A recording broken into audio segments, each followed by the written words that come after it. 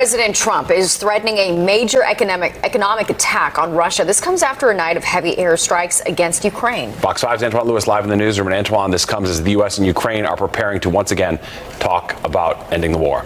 That part, Steve. News being met with cautious optimism. Now, after last week's Oval Office meltdown, the U.S. and Ukraine appear to be ready to be in the same room again.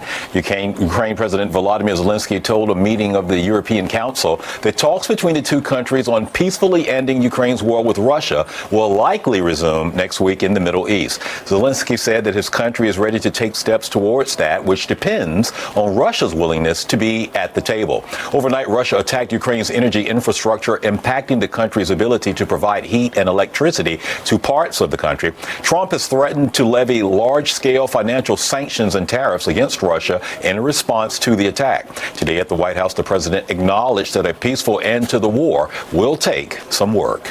We're meeting in Saudi Arabia on sometime next week, early, and we're talking. I find that in terms of getting a final settlement, it may be easier dealing with Russia, which is surprising because they have all the cards. I mean, they're bombing the hell out of them right now.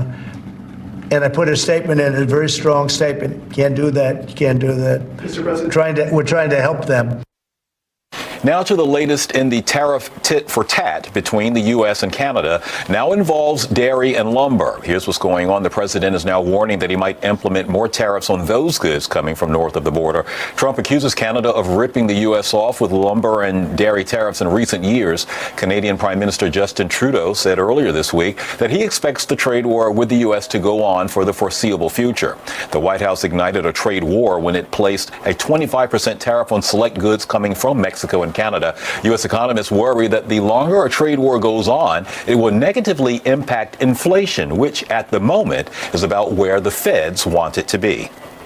While progress in reducing inflation has been broad-based, recent readings remain somewhat above our 2% objective.